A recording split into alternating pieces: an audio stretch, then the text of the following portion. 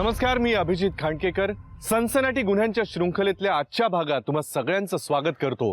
आपण पाहत आहात क्रिमिनल्स, चाहूल गुन्हेगारांची. आपल्याकडे प्रेमविवाहाला आता पूर्वीसारखा विरोध होत नसला तरी समाजातल्या काही भागांमध्ये हा विरोध अद्यापही कायम आहे. अगदी कालपर्यंत बऱ्यापैकी मोठा समाज हा प्रेमविवाहाला मान्यता देतच नव्हता आणि आता तर ऑनर किलिंगचं प्रमाण सुद्धा वाढलंय. धर्म, जातीपाती, भाषा, श्रीमंत गरीब याला झुगारून जे प्रेमविवाह करतात ते खरंच सुखी आहेत का? प्रेम आणि तिरस्कार हे जरी विरुद्धार्थी शब्द असले तरी या दोन शब्दांमधली रेषा अत्यंत अस्पष्ट असते आणि ही रेषा जेव्हा ओलांडली जाते तेव्हा ती गुन्हेगारीचं एक अक्राळ विक्राळ रूप धारण करते. आजच्या भागामध्ये आपण प्रेमविवाहाचं आपण कधी कल्पनाही करू शकणार नाही असं एक रूप पाहणार आहोत.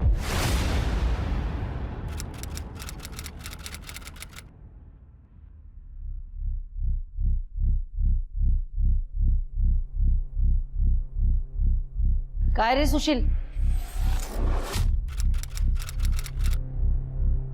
काय झालं? एवढा इरिटेट का होतोयस? अगं आई, गीता फोन उचलतच नाहीये. सकाळपासून प्रयत्न करतोय. गेली चल कुठेतरी भटकायला. 1000 वेळा सांगितलं होतं तुला मी, थांब थांब, पण नाही. काय घाई झाली होती त्या गीताशी लग्नाची ती कोणाच ठाऊक. नीता, तू परत आता सकाळी सकाळी सुरू करू नकोस. अगं झाली असेल त्यांच्या दोघात काही भांडणं, त्यात एवढं काय? तुम्ही तर गप्पच बसा. हा अरे गप्प बसा. अहो 101 मुली सांगून आल्या होत्या ह्याच्यासाठी, पण त्या गीतामध्ये काय पाहिलं कोणाच ठाऊक. आई जरा शांत राहा ना, प्लीज प्लीज यार. मनातलं काही बोलून दाखवलं ना की राग येतो घरातल्या लोकांना.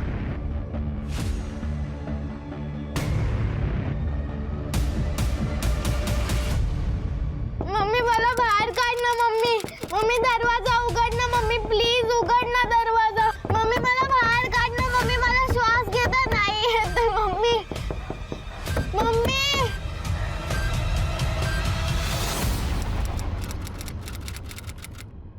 number you have called is currently switched off. मगाशी फोन लागत तरी होता, आता तर बंद येतोय. दीपालीला फोन करतो. हॅलो दीपाली. हा सुशील, बोल ना. अरे जरा एक काम होतं ग, तू जरा घरी जाऊन बघशील का गीता कुठे येते? ती फोनच उचलत नाहीये. ओके ओके, तू काळजी नको करूस, मी बघते जाऊन. हा ओके बाय.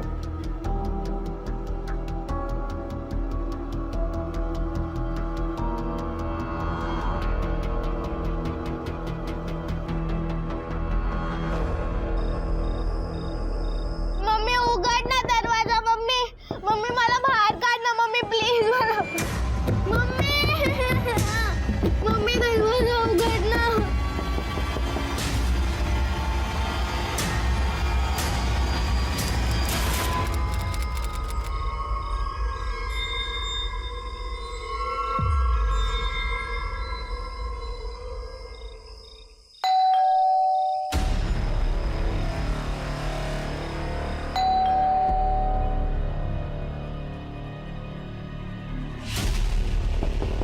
कोणी आहे का? प्लीज मला बाहेर काढा.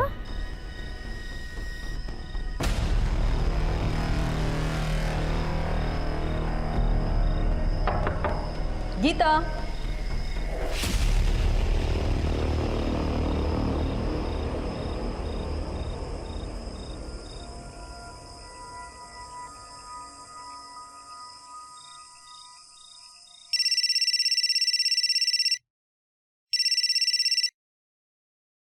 हॅलो दीपाली, झालं का बोलणं गीताशी? अरे सुशील, मी इथे आली आहे, बेल वाजवते पण गीता दरवाजा नाही उघडत आहे. कदाचित बाहेर गेली असेल. अरे 8 वाजून गेले. दीपाली कुठे गेली असेल ती? अरे असेल इथेच कुठेतरी. सिद्धीला बाहेर फिरायला घेऊन गेली असेल. बरं, ती लोक आल्यावर मला फोन करायला सांगशील प्लीज? ओके सांगते. बाय. हो.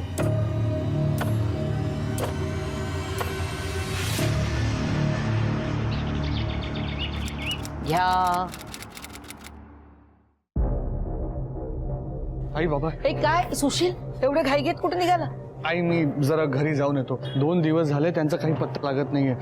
मला आता खूप भीती वाटायला लागली. तिला काहीतरी झालं असेल. अरे काही होणार नाही तुझ्या बायकोला. तुला मुठीत ठेवण्याचे प्रयत्न चाललेत हे सगळे.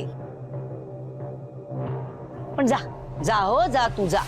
तिला तेच तर हवंय आणि तुला तरी कुठे चैन पडणार आहे तिच्याशिवाय. जा. अगं तुला आई कळतंय का काय बोलतेस तू? हा 2 दिवस झाले मी गीताशी बोललो नाहीये, सिद्धीचा आवाज ऐकला नाहीये. बाबा तुम्ही समजवा ना जरा आईला प्लीज. ठीक आहे बेटा, मी इथलं सगळं सांभाळून घेतो. तू काळजी करू नकोस. इथल्या जमिनीच्या व्यवहाराचा पण मी बघतो. तू निघ. हा अहो तुम्ही काय त्या शांत राहा ना जरा बेटा, तू निघ. आणि हे बघ, तिथे पोचल्यावरती फोन कर. हा हो बाबा.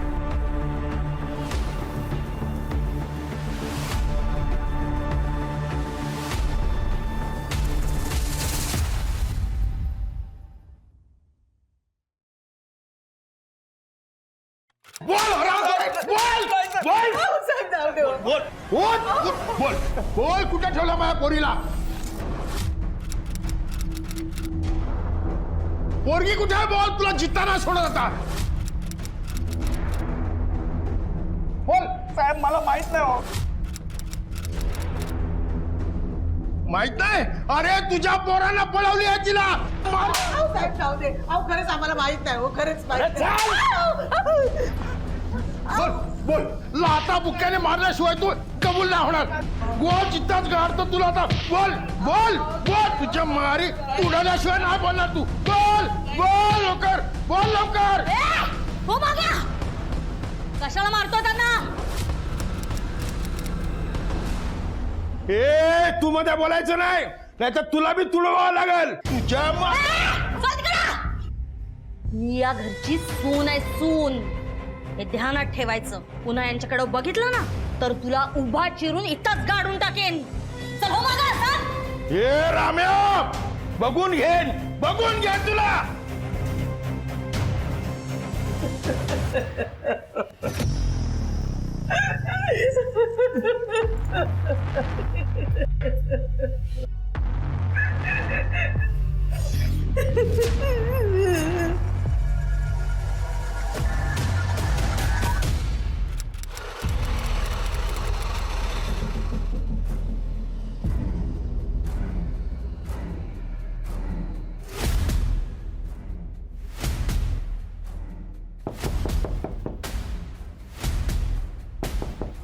गीता.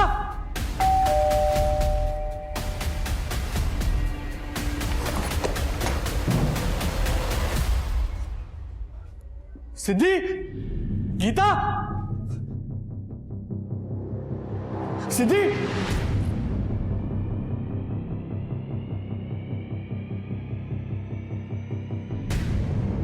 सिद्धी.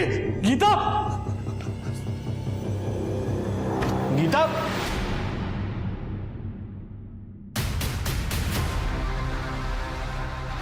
गीता.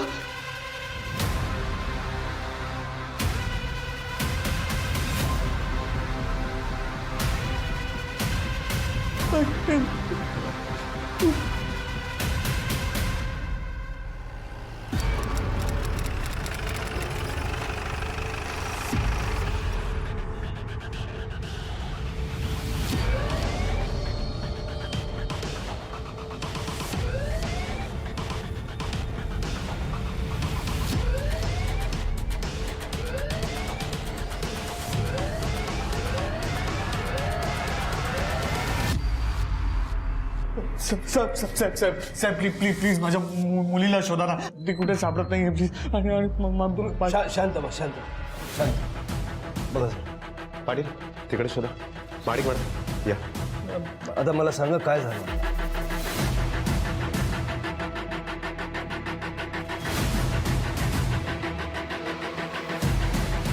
माडिक मॅडम,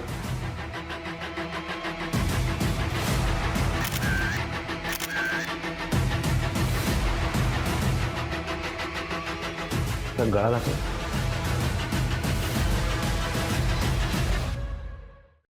सर मी माझ्या गावी एक जमिनीच्या व्यवहारासाठी गेलो होतो. परत आलो तर सिद्धीच्या रूम मध्ये गेलो आणि माझी बायको गीता तिथे. सिद्धी माझी मुलगी सर. तिचा फोटो. पाटील सिद्धीचा फोटो सगळीकडे सर्क्युलेट करा. लवकरात लवकर ती मुलगी सापडायला हवी. सर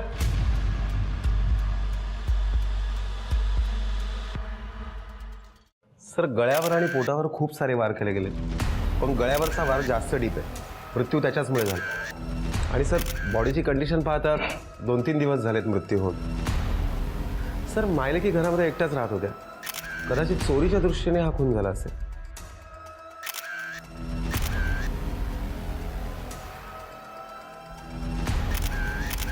नाही, फक्त चोरी करायची असती तर असं अमानुषपणे मारलं का, आणि वरतून यांच्या मुलीला सिद्धीला आपल्या सोबत का नेलं असतं.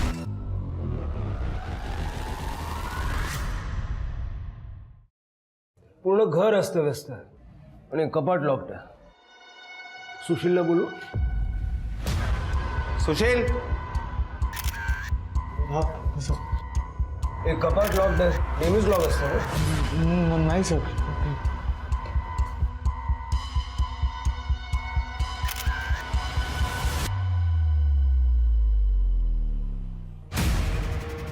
सिद्धी सिद्धी बाळा सिद्धी सिद्धी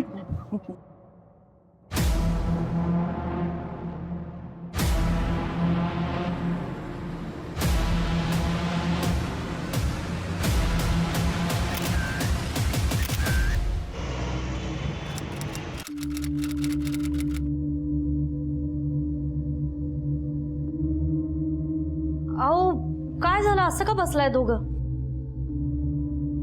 तानाजी आला होता सकाळी, पुन्हा धमकी देऊन गेलाय. म्हणला पोरीला घरी आणून नाही सोडलं तर जीव घेऊन तुमचा.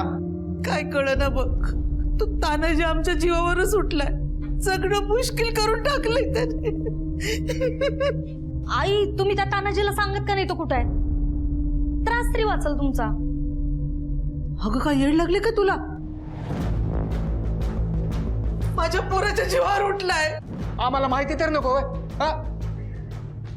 काय मागच्या जन्मी पाप केलं होतं तेव्हा असं पोरपात्रात पडलं. आई बाबाच्या जीवावर बेतल असं वागतोय पोरगा. तुला सांगून ठेवतो, मी तिचं तोंड देखील बघणार नाही. हा हो तुम्ही घबरा, तुम्ही त्रास करून घेऊ का? तुम्ही घबरा.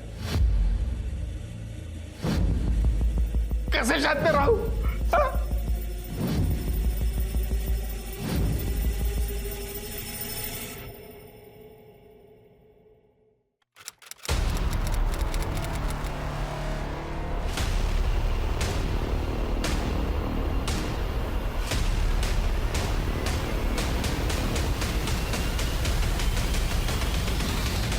सर 3 दिवसापासून गीताचं घर बंद होतं. घरात मर्डर झाला आणि 3 दिवसापासून सिद्धी सुद्धा कपाटात बंद होती. सगळीच केस फार कन्फ्युजिंग आहे. कन्फ्युजन तर आहे. एक गोष्ट माझ्या लक्षात आली, घराच्या मेन डोअरवरती पोस्ट एंट्रीच्या खुणा नव्हत्या, पण बेडरूमचा दरवाजा तुटलेला होता आणि येणाऱ्यासाठी चहा पण केला गेला होता. तर याचा अर्थ गीता खुनाला ओळखत होती.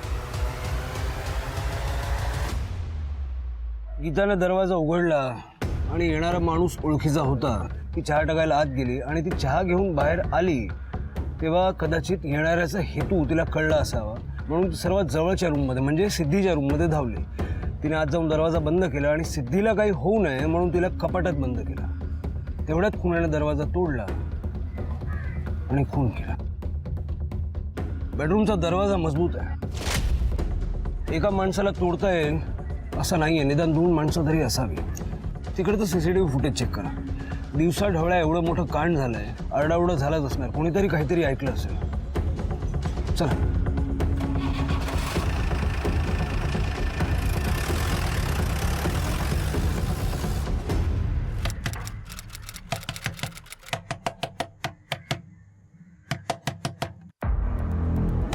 नीरज, अरे नीरज दार उघड की. अरे म्या हाय ज्योती, दार उघड. अरे काही येडागत वागतोयस, दार उघड की. रे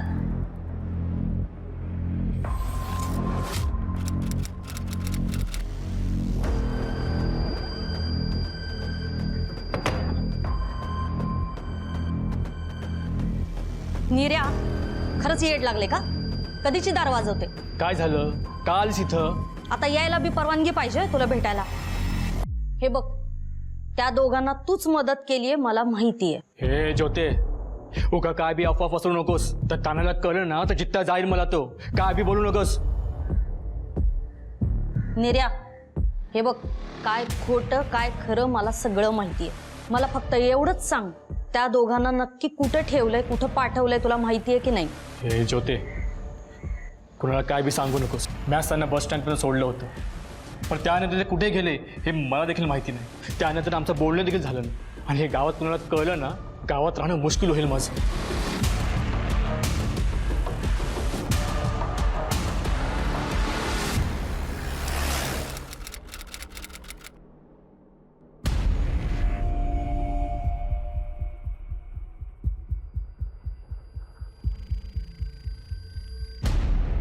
सर, मी कॉलनीतल्या वॉचमॅनकडे चौकशी केली आणि कॉलनीतले सगळे CCTV पण चेक केले. सर, 2-3 दिवसापूर्वी कॉलनीमध्ये लग्न होतं आणि ज्यांच्या घरी लग्न होतं त्यांनी सकाळपासून DJ लावला होता. जवळपास 100 ते 150 लोकांची ये-जा झाली आणि DJ लावला होता. त्याच्यामुळे इथे जर काही आरडाओरडा झाला असेल तर तो बाहेर ऐकायला जाणं अशक्य आहे.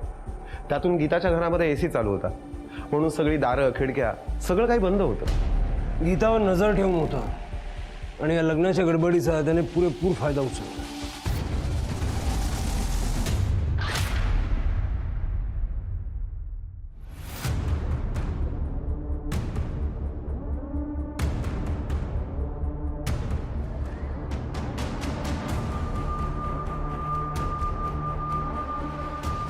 सर, तुमचा अंदाज खरा ठरला. ते एक नाही तर दोघे जण होते. सुशीलला पोलीस स्टेशनला बोलवा. Okay sir. बाबा, गीता सोडून गेली आपल्याला बाबा. म्हणजे नेमकं काय म्हणायचंय तुला? आणि तू रडतोयस कशाला? बाबा, गीताचा कोणीतरी खून केलाय आणि सिद्धी हॉस्पिटलमध्ये ऍडमिट आहे. काय? तुम्ही प्लीज लवकर या. हो बाळा, तू घाबरू नकोस. आम्ही लगेच निघतो आता. तू आहेस कुठे आता? मी आता हॉस्पिटललाच आहे, पण मी आता पोलीस स्टेशनला जातोय. तुम्ही आणि आई लवकर इथे सिटी हॉस्पिटलला पोहोचा प्लीज. हो, लगेच निघतोय. काळजी करू नकोस. अहो, काय झालं? तुम्ही एवढे टेन्शन मध्ये का दिसताय?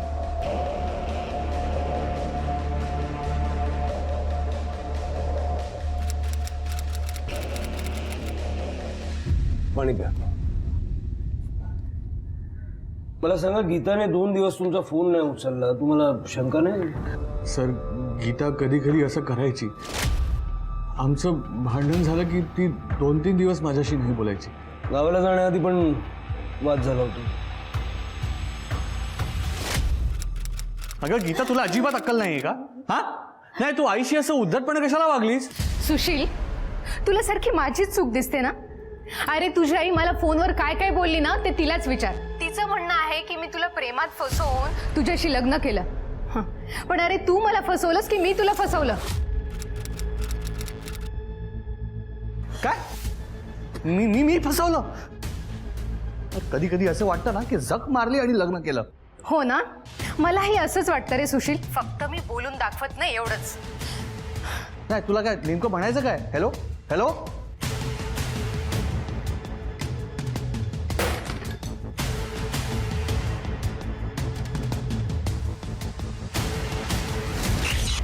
सर, गीताचा तिच्या रागावर ताबाच नव्हता. विचित्रच वागायची कधी कधी. खोटा तुला लाज वाटत? माझ्यावर भरोसा नाही तुझा?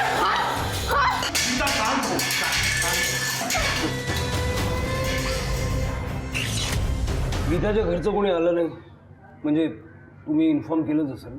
सर, गीता अनाथ आहे. तिचं आपलं असं कोणीच नाही. जर का गीताने 2 दिवस फोन नाही उचलला तर तुम्ही एखाद्या शेजाऱ्याला सांगून चौकशी का नाही करायला लावली? सर, गीता इंट्रोवर्ट आहे. ती शेजाऱ्यांशी जास्त नाही बोलायची. तरी मी दीपालीला सांगितलं होतं की घरी जाऊन चेक कर म्हणून. ती गेली सुद्धा होती. तिने खूप वेळा बेल वाजवली पण कोणी दार उघडलंच नाही.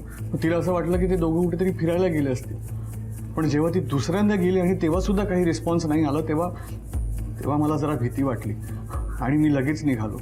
दीपाली कोण? आमची एक कॉमन फ्रेंड आहे. एक मिनिट. हॅलो. हां हां हां हां ओके ओके. सर, हॉस्पिटलमधून फोन आला होता. सिद्धी शुद्धीवर आली आहे. चल.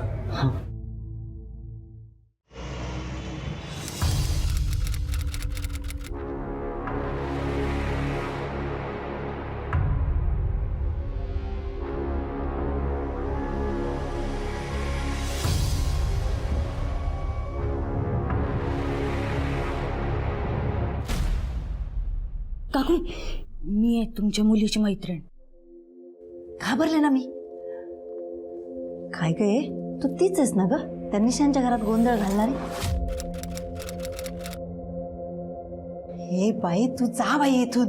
त्यांनी पाहिलं ना तर माझ्यावर रागवतील. जा बघू इथून. काकू मी जाणारच आहे. फक्त मला एवढं सांगा तुमचं तिच्याशी काही बोलणं होतं का? नाही ग बोलणं होत नाही. असा जीव तुटतो तिच्यासाठी. तो तिला पळवून घेऊन गेला आणि तेव्हापासून ना भूक ना झोप. काय करावं काय कळत नाही. हे बघा काकू तुम्ही रडू नका. शांत व्हा. तुम्हाला काही तिच्याबद्दल कळलं ना तर मला फक्त सांगा. हे बघा मी गुपचूप कोणाला कळू न देता तिला तुम्हाला भेटायला घेऊन जाईन. तू आता जा जा लवकर जा.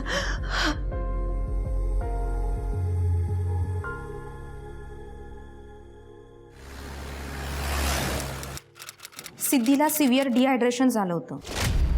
सिद्धी शुद्धीवर आली आहे पण 55 तास कोंडून राहिल्यामुळे ती थोडी घाबरली आहे. आता जो काही प्रकार घडला तर त्याच्यात तिला स्ट्रॉंग सायकोलॉजिकल ट्रॉमा आहे. So be careful. तिला काही विचारताना जर ती घाबरली किंवा हायपर झाली तर तिला पॅनिक अटॅकही येऊ शकतो. काळजी करू नका. असं काय होऊ देणार. चला.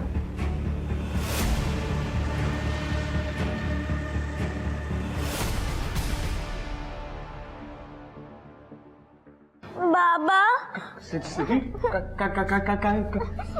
बाबा शांत मी आहे ना. मी आहे ना. मी कुठे येईल बाबा.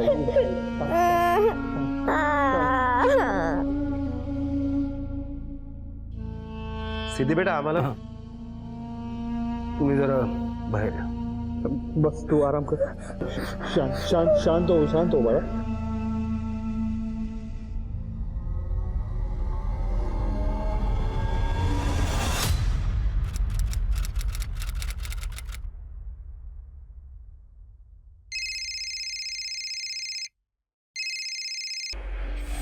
हॅलो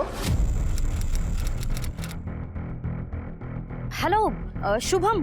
अरे ज्योती बोलतीये. हा हा हा ज्योती बोल की. काय ग बऱ्याच दिवसानंतर आठवण केली. अरे ते निशांतचा काही कॉल आला काय तुला? त्याचे घरचे शोधतायत त्याला. आला होता काही महिन्यापूर्वी. पण काय ग काय झालं. तो कुठं राहतोय काही बोलला? हा तिकडे तो गेला होता ना. तिकडे त्याने रूम पाहिली आहे म्हणत होता. काहीतरी ऍड्रेस सांगितला मला. तू लिहून घे तू. हा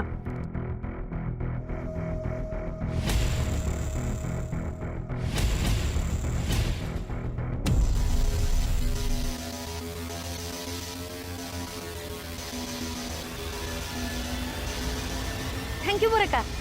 हा हा हा ठेवते. हो हो ठीक.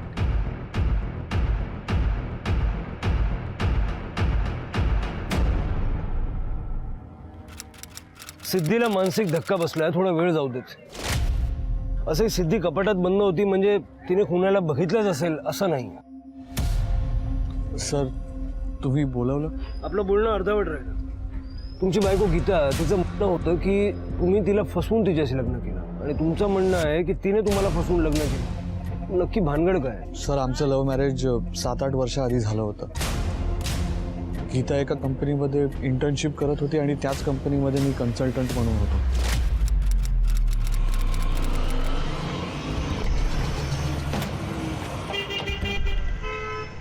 काय मॅडम मिस्टराची वाट बघताय? माझं लग्न नाही झालं अजून. मग हे मंगळसूत्र. हे लाईन मारणाऱ्या पुरुषांपासून वाचण्यासाठी. मग मी तुमच्यावर लाईन नाही मारत आहे असं वाटतंय का तुम्हाला? तसं नाही. तुम्ही लाईन मारली तर चालेल. या मग बसा.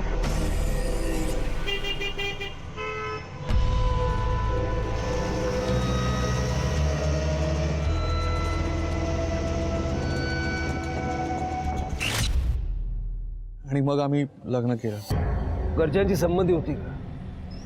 नाही सर. सर, सिद्धी झाल्यावर बाबांनी मान्य केलं, पण आईला अजूनही गीता आवडत नव्हती. तुमच्या कंपनीचे डिटेल्स द्या.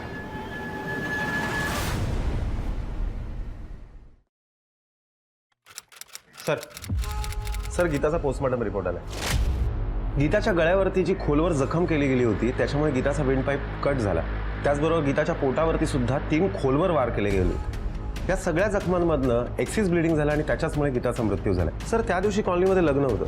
बऱ्याच माणसांची ये जा होती. डीजे पण लागला होता. गीताने आरडाओरडा करण्याचा प्रयत्न जरी केला असेल तरी तो कोणाला ऐकायला गेला नाही आणि याच गोष्टीचा कुणाला फायदा झाला. सुशीलच्या म्हणण्याप्रमाणे त्या दिवशी दीपाली गीताच्या घरी चेक करायला गेली होती. हो सर.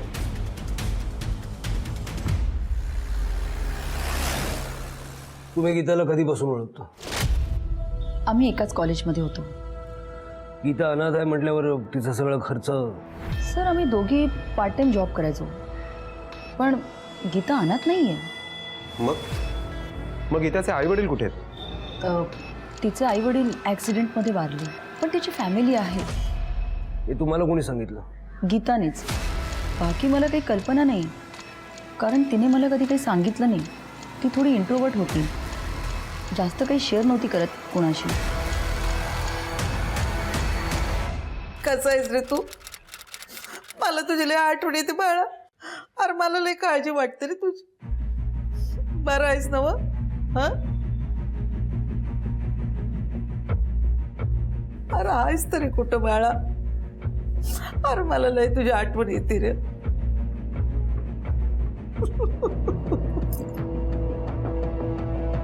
आई, काय झालं? अरे तू अहो, रडताय का? अगं नाही, माझ्या मावस बहिणीचा फोन होता ग. ये ना, ये. बस बस बस बस बस. मी चहा करते तुझ्यासाठी. बस.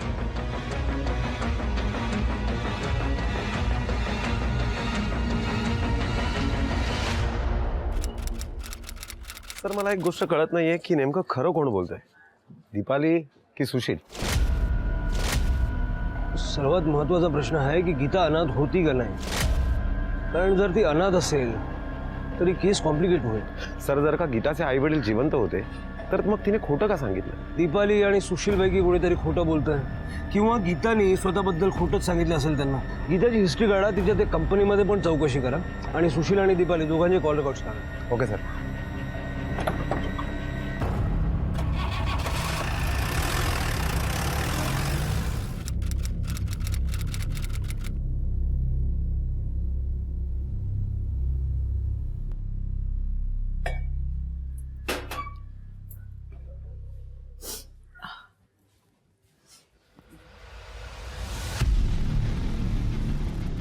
अगं माझ्या मावस बहिणीचा फोन आला होता.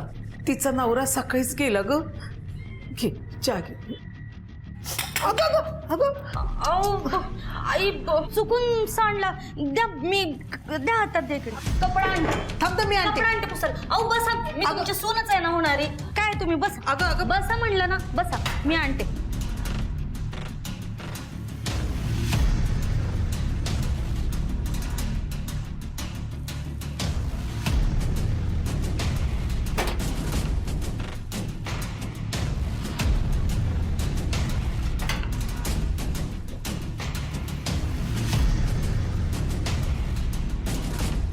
अगं सापडला का कपडा?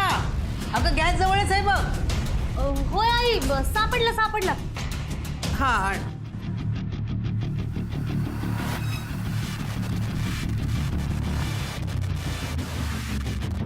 सापडला.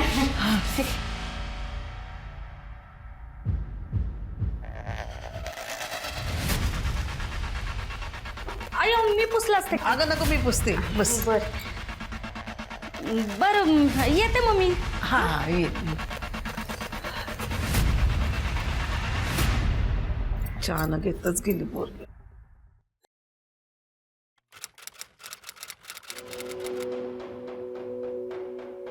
सिद्धी, हे बाळा, उठ.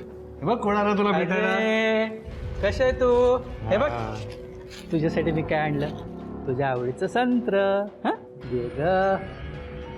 ओळखलं का? बघितलं कशी आईसारखी वागते ते.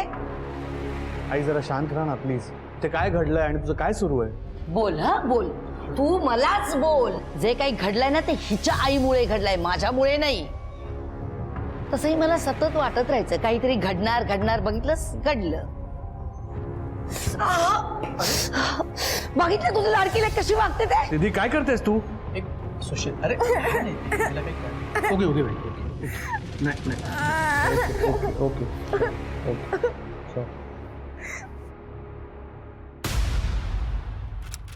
सर, सुशीलने गीताच्या कंपनीचा जो ॲड्रेस दिला होता तिथे जाऊन मी चौकशी केली, पण ती कंपनी तर 2 वर्ष अगोदरच बंद झाली. त्या कंपनीच्या मालकांनाही मी जाऊन भेटलो. त्या मालकांनी गेल्या 7-8 वर्षांचे रेकॉर्ड सुद्धा ठेवलेले नाहीत. त्याच्यामुळे काही जास्त माहिती नाही मिळू शकली. दीपाली आणि गीता दोघींमध्ये काहीतरी गडबड आहे. दीपाली सुद्धा काहीतरी लपवतो. माझी मदत करा. मी तुमच्या पाया पडते. हो थांबा मी काय म्हणतो ताई, हे बघा ताई शांत व्हा. नक्की तुमचा प्रॉब्लेम काय झालाय तर मदत करणार ना आम्ही.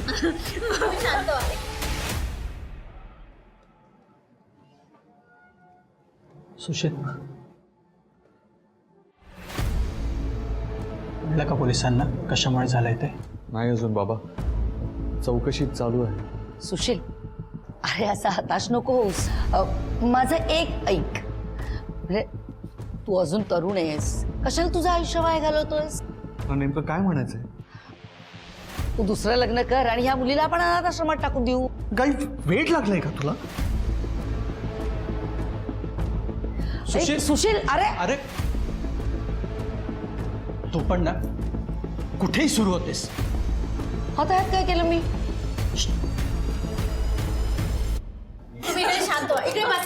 पाटील, काय झालं? हो ताई, काय रडताय तुम्ही? शांत व्हा. साहेब माझी मोठी बहीण हरवली. सापडत नाहीये कुठं. सापडत नाही म्हणजे? 7-8 वर्ष झाली सापडत नाहीये. 7-8 वर्ष झाली तुम्ही आता येत आहे? गावातल्या पोलीस स्टेशन मध्ये केली तक्रार पण नाही सापडली. आता कळलं का इकडच कुठेतरी म्हणून आले तुमच्याकडं शोधा की तिला. कुठं आहे का? हाय की ही बघा, ही माझी मोठी बहीण मयुरी काही वर्षांपूर्वी एका मुलासोबत पळून गेली. पण त्याच्याच एका मित्राकडनं कळलं का ह्याच कुठेतरी भागात राहते. साहेब तिला शोधून काढा की मदत करा. पाटील, त्यांची तक्रार नोंदवून घ्या. एक काम करा, तुमच्या बहिणीचं नाव आणि सगळे डिटेल्स आणि सगळे डॉक्युमेंट्स पाटील साहेबांकडे द्या आणि तुमचं पण सगळे डिटेल्स द्या. बसा मॅडम.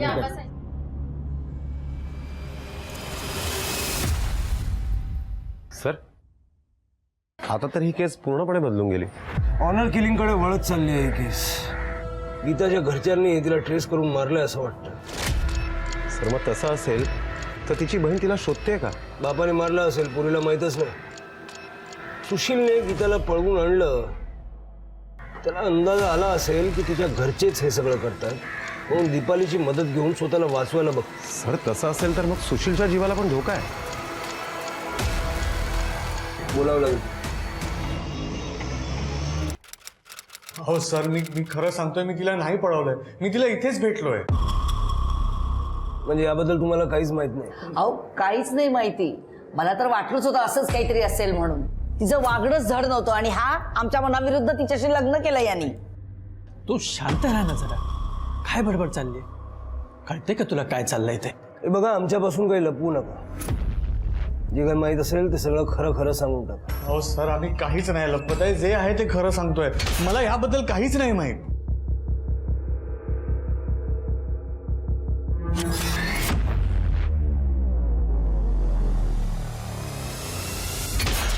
सर, जर का गीता सुशील बरोबर इथे पळून आली नाही तर मग ती कोणाबरोबर इथे आली असेल? ते आता तिचे घरचेच सांगू शकते. तिच्या बहिणीला पोलीस स्टेशनला बोलावून घ्या. Okay sir.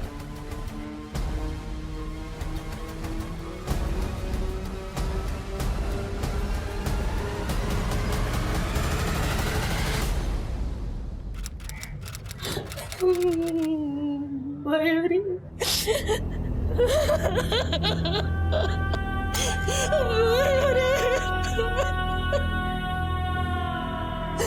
माझी बहीण.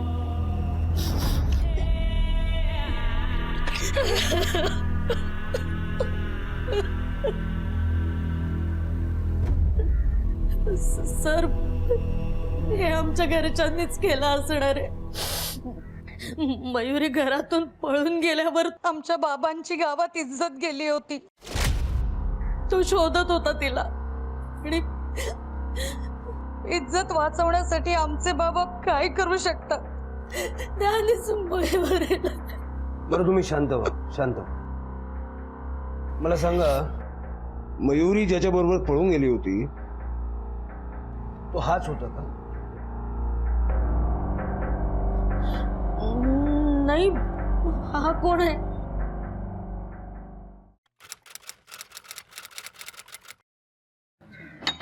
राजेश, राजेश,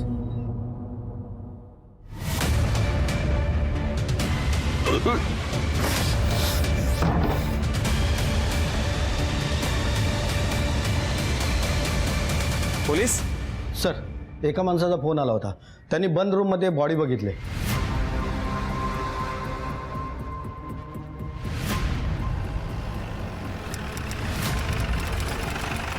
सर, इकडे.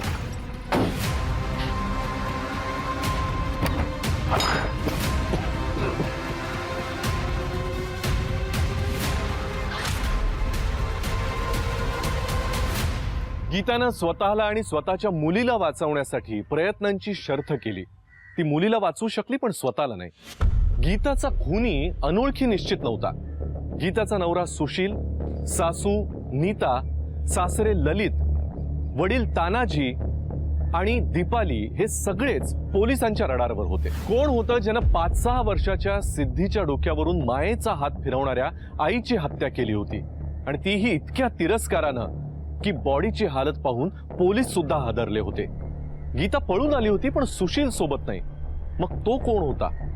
दुसरी बॉडी मिळाली होती, ती नक्की कोणाची होती? याचा गीताच्या केसशी काही संबंध होता का? या सगळ्या प्रश्नांची उत्तरं आपण पाहणार आहोत उद्याच्या भागात. तोपर्यंत तुम्ही स्वतःची आणि आपल्या घरच्यांची काळजी घ्या. लक्षात ठेवा, धोका अजूनही टळलेला नाहीये. त्यामुळे घराबाहेर पडताना मास्क आणि सॅनिटायझरचा वापर नक्की करा. पाहत रहा क्रिमिनल्स, चाहूल गुन्हेगारांची. जय हिंद, जय महाराष्ट्र.